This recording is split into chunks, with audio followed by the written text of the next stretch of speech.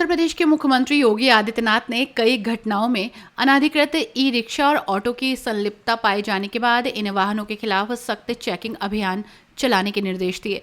मुख्यमंत्री ने स्पष्ट आदेश दिया कि अवैध वाहनों पर हर हाल में अंकुश लगाया जाए।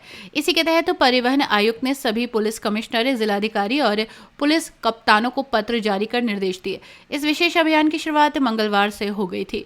सड़क दुर्घटनाओं को रोकने के लिए मुख्यमंत्री ने ये निर्देश दिए हैं। किसी भी वाहन की स्टीयरिंग नाबालिगों के हाथ में ना हो। उन्होंने टेम्पो और ई रिक्शा चालकों का वेरिफिकेशन कराने के निर्देश दिए। इसके लिए जनपदों में गठित टास्क फोर्स में परिवहन विभाग के अधिकारियों को शामिल किया गया। इन सभी निर्देशों के प्रभावी क्रियान्वयन के लिए विशेष अभियान चलाया जा रहा है। आरटीओ अधिकारी डी सिंह गौर ने बताया कि इस अभियान की शुरुआत 1 तारीख से की गई थी, जो 30 तारीख तक चलेगा। इस दौरान बिना परमिट चल रहे ऑटो और ई रिक्शा के खिलाफ सख्त कार्रवाई की जाएगी। 2 दिनों में 146 ई रिक्शा जब्त हो गए और 38 ई रिक्शा के चालान जारी किए गए। प्रशासन ने स्पष्ट कर दिया है कि ये अभियान पूरे प्रदेश में जारी रहेगा। सख्त कार्रवाई की जाएगी। आम जनता से भी सड़क सुरक्षा नियमों का पालन करने के लिए अनाधिकृत वाहनों से यात्रा न करने की अपील की गई है।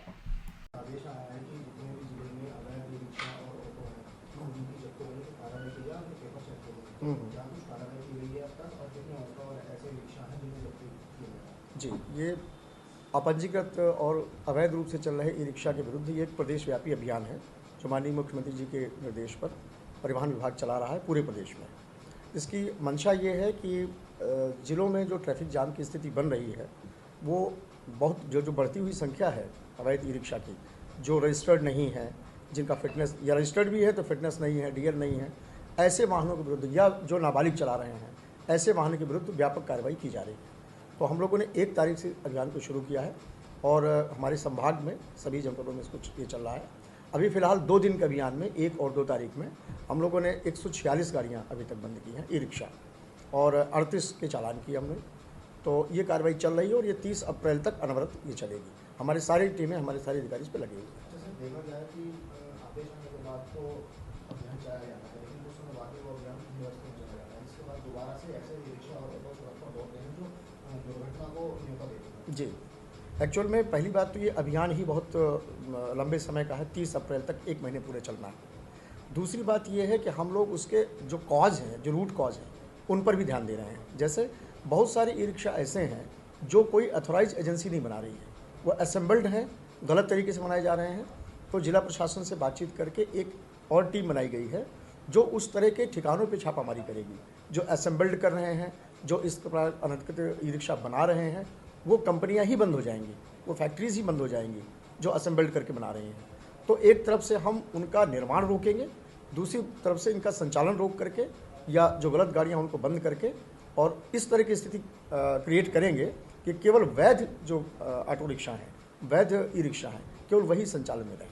देखा जाए कि कई ऑटो ऐसे भी हैं जो अपने रूट से अलग जाकर ऑटो चलाते हैं। जी, तो उससे दुर्घटना और क्राइम काफ़ी बढ़ता है। लखनऊ में देखा गया था कि महिला के साथ ट्रेन की घटना हो। जी, जी, उसके बाद ये आदेश जी, द्वारा दिए थे। जी। क्या इस पर भी कार्रवाई की जाएगी? देखिए, इसमें ऐसा है कि ये 2 अलग-अलग तरह की बातें आप कर रहे हैं। एक ऑटो रिक्शा होता है और एक ई रिक्शा होता है। ई रिक्शा जो है अभी तक उसके परमिट के संबंध में किसी तरह की कोई सरकार की नीति नहीं है, उसका परमिट नहीं होता, वो परमिट से फ्री है। तो ऐसे में हम उनका रूट डिसाइड करना या उनका इस तरह से क्षेत्र डिसाइड करना, ये अभी हमारे लिए फ़िलहाल जो नीतियाँ हैं, फ़िलहाल जो रेगुलेशंस हैं, उस पर संभव नहीं है। हम इस पर बात कर रहे हैं कि इसको भी रेगुलेट किया जाए। लेकिन जहाँ तक ऑटो रिक्शा जो परमिटेड हैं, उनको तो हम इंश्योर करते हैं कि जिसका रूरल परमिट है वो रूरल में चले, जिसका अर्बन परमिट है वो अर्बन में चले और कोई क्लैश ना करे, परमिट के जो मार्ग हैं उनसे अलग ना जाए। जहाँ तक ई रिक्शा की बात है, ई रिक्शा को अभी इस पे रेगुलेशंस की ज़रूरत है कि उसको कैसे नियंत्रित किया जाए, कि उसके रूट डिवाइड किए जाए, उसका क्षेत्र डिवाइड किया जाए और ये निश्चित किया जाए कि किस पर्टिकुलर रूट या पर्टिकुलर क्षेत्र में कितने ई रिक्शा चल सकते हैं, ताकि बहुत ज़्यादा संख्या भी न बढ़े।